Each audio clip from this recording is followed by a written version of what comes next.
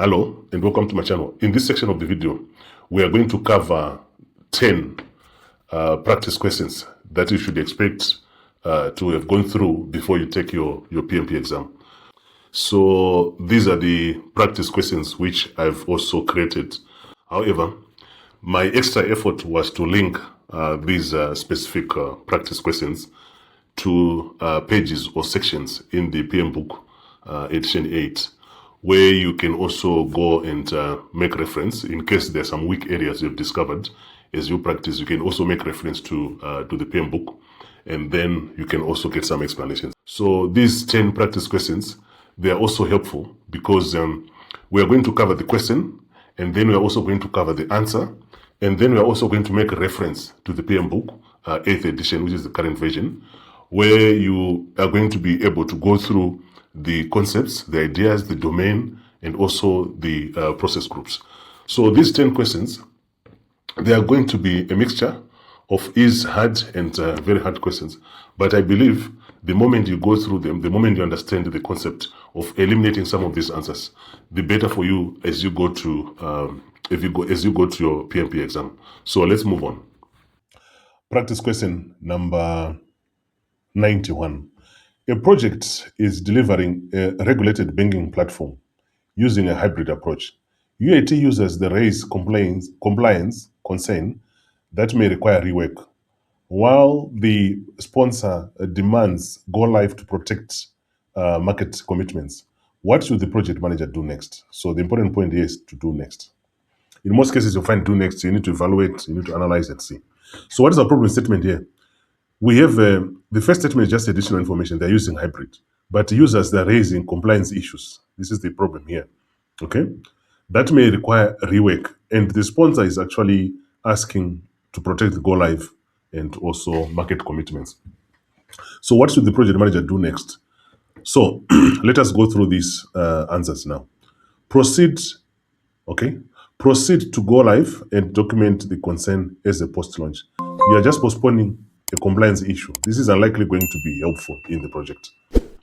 Ask the sponsor to accept the risk verbally and continue. You don't ask the sponsor to do this, and especially when it's becoming something very, very verbal. And this is a compliance issue.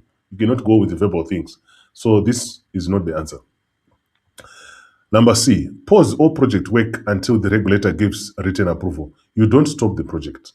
You need to continue with the project and solve problems as they come.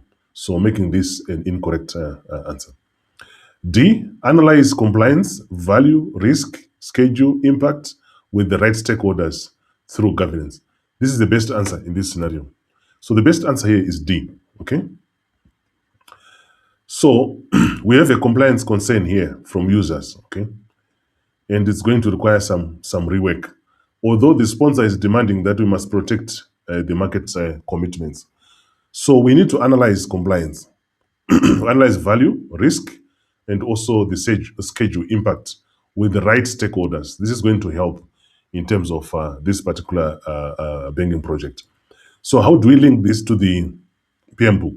It's governance performance domain, okay? And what is the best mindset? When compliance and value conflict, do not bypass governance. This is a very important mindset. When compliance and value, they conflict, okay, you do not bypass governance. This is a very important mindset for this question. Making D the best answer because the project manager must balance value, compliance, risk, schedule, and also accountable governance rather than unilateral actions.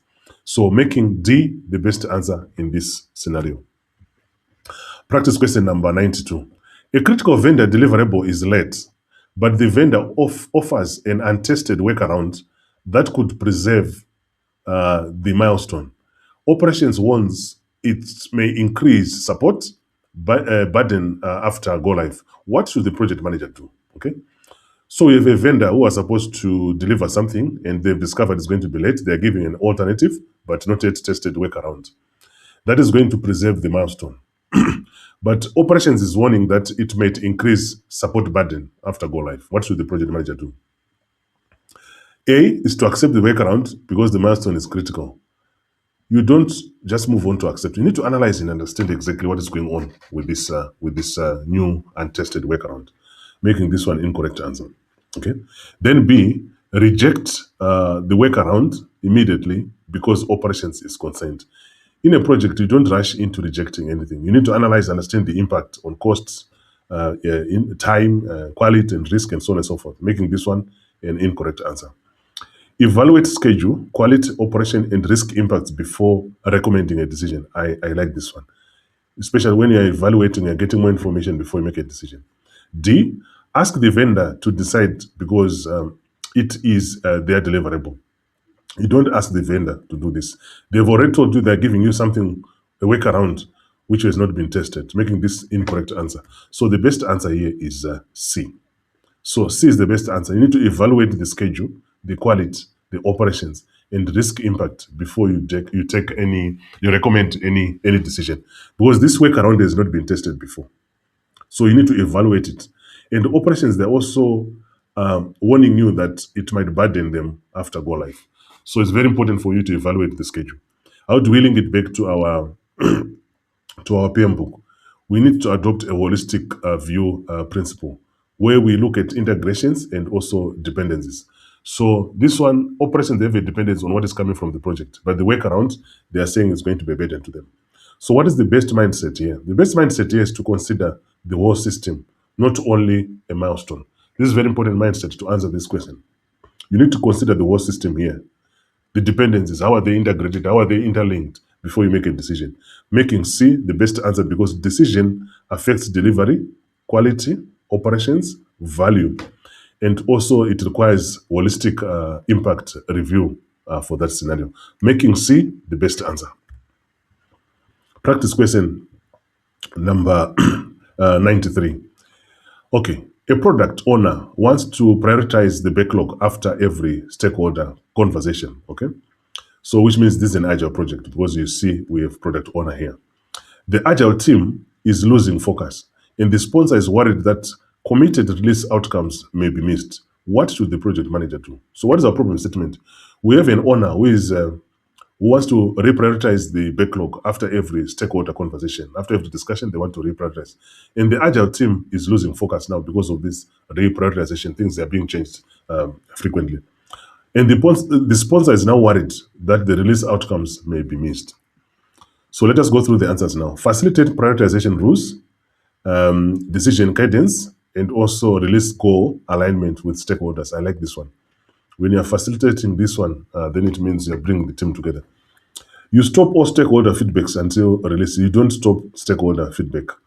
Remember in Agile, after every sprint, after every iteration, you want to be able to review the feedback from the stakeholders so that you can use it for your next activities. So this cannot be the answer. Then C, allow the product owner to change anything at any time. Yes, they can change, but in this case, it's affecting the agile team. Okay, so you need to facilitate the discussion. That is very, very important. They cannot change at any time. They have to reprioritize in discussion with the team. Move the project to a fully predictive. You don't change the project approach from agile to predictive because there's a reprioritization that is happening. There's a reason why agile was chosen for this project. So making A the best answer. You need to facilitate prioritization rules, decision cadence, and also a release goals alignment with stakeholders. This is very important because there is a reprioritization that is going to be done here. But the agile team is now losing focus because of this. So if you facilitate prioritization rules, decision cadence, and also release goals, it will help in this scenario. How do we link it back to our PMBOK? Stakeholder performance domain, okay? And what is the best mindset that can be applied here? We need adaptive does not mean uncontrolled. Create decision discipline. Even if you're using Agile, you still need to control some of these things that are coming into the project. And making A the best answer because Agile delivery still prioritize discipline and stakeholder alignment to protect release value. Making A the best answer. Practice question number 94. A project is a strong business case, but the selected technical option creates a long-term environmental waste and a higher operational costs. The cheapest short-term option is popular with executive, What should the project manager do? Okay. So this is a very hard question, very, very hard. Okay. A project has a strong business case. We want to build our problem statement here. But the selected technical option, so we have a selected technical option that is creating a long environmental waste and a higher operational cost. So the cheapest short-term option is popular with executives. What should the project manager do? Okay. So let's go through the answers now. Select the cheapest option because the business case is approved. This is tricky. You cannot select a cheapest option because of business cases has been approved. Cheapest option cannot always be the best answer. So this cannot be the answer in this scenario. B, present life cycle value, sustainability, cost, and risk trade-offs for decision. I like this one. When you are presenting life cycle of value, because remember, executive, they are popular with this, the cheapest one. They are popular with the cheapest one. Okay. Reject the option without stakeholder discussion. You don't just reject without proper analysis in a project environment. Hide the long-term impacts because they occur after project closure. You don't hide anything in a project. Be transparent and honest. Making B the best answer in this scenario. So even if the executive, they are popular with the cheapest one, you still need to present life cycle value, sustainability, cost, and also risky trade-off. Because remember, this one has got a higher cost, also operating cost, and it's also having environmental waste. So how do we link it back to our PMBOK? We integrate sustainability within processes, which is on page 48. And the best mindset to apply in this particular scenario is to protect the value across the life cycle, not just during delivery. So value must be protected throughout the project life cycle, not just during delivery. Okay. And B is the best answer because accountable recommendations include sustainability and long-term operational value, not only short-term value. So making B the best answer here. Okay. Practice question number 95. A team reports that the project is behind schedule due to unclear requirements. But stakeholders, they argue that the team should have known that was needed. What should the project manager do first? So you need to analyze and understand, get more information if it's something that you have to do as a project manager first. So our problem statement, the team reports that the project is behind schedule. So there's a project which is behind schedule. It's because there were some unclear requirements, but stakeholders, they're saying you should have known this before. What should the project manager do first? A, facilitate a requirements clarification and impact assessment with stakeholders. I like the word facilitate. The moment you bring people together, you end up with a best solution. Blame the business analyst and unclear. Don't blame people in a project environment. This cannot be the answer. Ask the team to work overtime until don't overwork your team in a project environment. Plan accordingly. This cannot be the answer. Remove stakeholder reviews to avoid further conflict. You don't remove reviews. They are very important feedback you're getting from the stakeholders, making this incorrect answer. So the best answer here is A. You need to facilitate a requirements clarification, impact assessment with stakeholders and the team. So remember, the stakeholders, they're arguing that you should have known this. So we need to facilitate the requirements clarification instead of stakeholders saying you should have known it, and instead of the team saying it's unclear. So we need to facilitate the requirements clarification session and do an impact assessment with stakeholders and the team so that we can move forward on this particular item. How do we link it back to our PMBOK? We go to scope performance domain, which is also on page 35. And the best mindset that you could incorporate here is to resolve ambiguity collaboratively before deciding a recovery action. This is very important. Collaboration is very important. If you collaborate, then you're going to be able to resolve this issue. Making A the best answer because unclear requirements, they require stakeholder team alignment, impact analysis, not blame or overtime. Okay? So making A the best answer in this. I hope you're enjoying the video so far. If you're new to the channel, don't forget to click the like button, subscribe button, and the notification button so that you are the first person to be notified each time a new video is uploaded on this channel. It will also help the channel to grow. It will also help the channel to produce more videos like this one. Practice question number 96, sorry. A steering committee asks for a recovery plan after cost and schedule variance. The team proposes cutting testing, okay, reducing training, and deferring operational readiness. What should the project manager recommend? This is a very difficult question, but you need to pay attention for you to be able to answer this one. A steering committee is asking for a recovery plan, okay, after cost and schedule variance. So the project has got cost and schedule variances. The team proposes cutting testing. So the team, they want to cut testing, reducing training, and also deferring operational readiness. What should the project manager recommend? Okay, so let's go through the answers now. Accept the proposal because it improves costs, and you don't recommend to just accept proposal. You need to assess and understand it first. Reject all recovery options without analysis. You don't reject things in a project environment.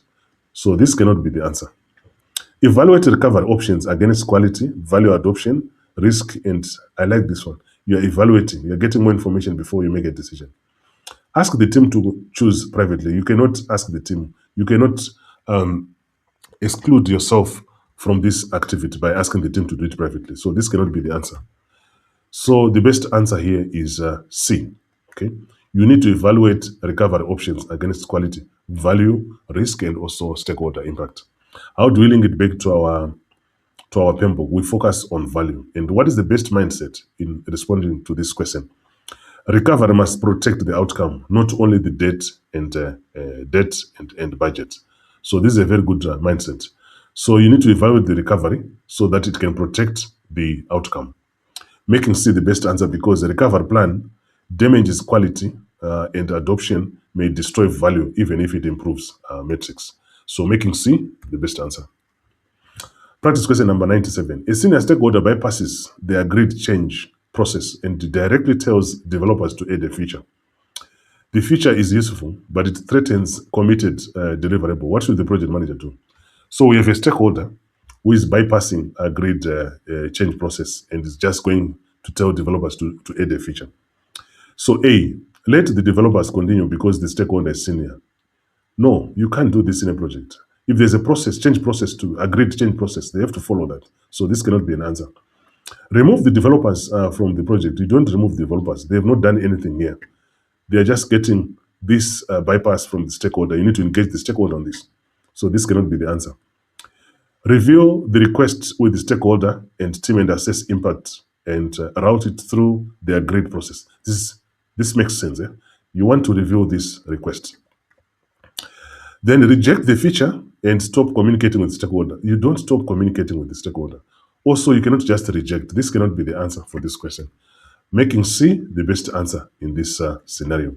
So you need to review the requests of the stakeholder because the stakeholder is not going through the agreed changes. He's going through and is telling developers on what to add in terms of features. So you need to make sure that you review the request with the stakeholder and assess the impact. How do we link it back to our PMBOK? It's the governance performance domain, okay? And the mindset that has to be applied there is to respect stakeholder whilst they are also protecting governance and also commitment. This is also a very important mindset. So making C the best answer because useful changes, they still need impact analysis and also agreed decision path. So making C the best answer. Practice question number 98. During a transformation project, business users, they resist a new process because it reduces their local flexibility. Okay, the technical solution is complete and on schedule. What should the project manager do? Okay, this is classified as very hard. Okay, so A, declare success because technical solution is complete. It's not a good mindset. It's not always that when a technical solution is complete, then it means there's success. Not always the case. Success has to come from the adoption from the users. B, engage users to understand concerns and adjust change and adoption activities. This one makes sense. Then C, ask the sponsor to force users to comply with the discussion. You don't force things in a project environment. Work collaboratively with the team and also with the users, making this an incorrect answer. Remove users from the future demos. You don't remove users, you need them. They're the ones who are going to be using the system. So therefore, the best answer in this scenario is B. You need to engage your users to understand their concerns and also adjust change and adoption activities. Because remember, the users, they want this to be for their local flexibility. So that's why they are now resisting this new system, even if the technical solution is complete. So how do we link it back to our PMBOK? Stakeholder performance domains is very important. It emphasizes identifying stakeholders, planning engagement, communication, engagement, and also monitoring both communication, also engagement with the stakeholder. And what is the best mindset here? The best mindset is value depends on adoption and engagement, and not on technical completion. So if you want to know that you are producing value in a project, it must be adopted and accepted by the users, not to be resisted by the users.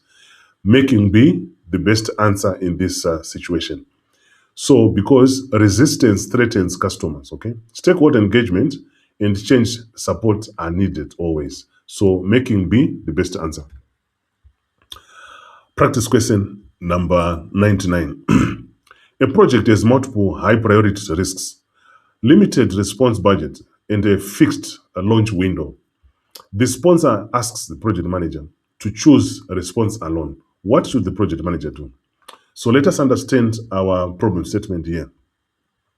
A project has got multiple high priority risks, okay? And you also have a limited budget, a limited response budget, and a fixed launch window, okay? But the sponsor is now asking the project manager to choose the responses alone, right? So let us go through the answers now. Prioritize responses based on risk analysis and facilitate governance decision on trade-offs. I like this one because you are prioritizing the responses, right? Because you have limited, remember you have limited budget here, okay?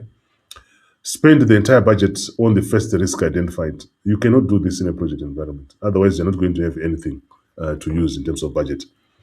Ignore low probability risk regardless of impact. You don't ignore risks in a project environment. This cannot be the answer in this scenario. Let each risk owner spend independently. You cannot have a risk owner spending independently. It has to be coordinated. Project manager is supposed to provide the integration that is required in a project environment.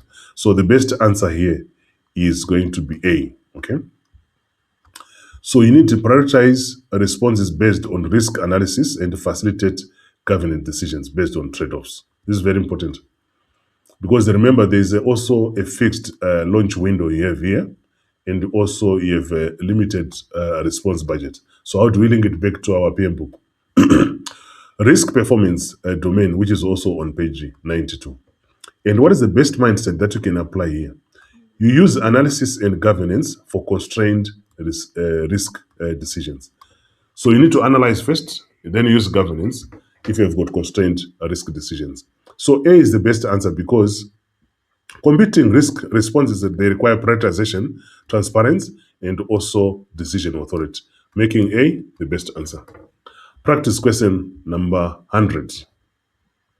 A team using AI-generated estimates produces a faster plan, but the estimates, they conflict with the historical performance and expert judgment.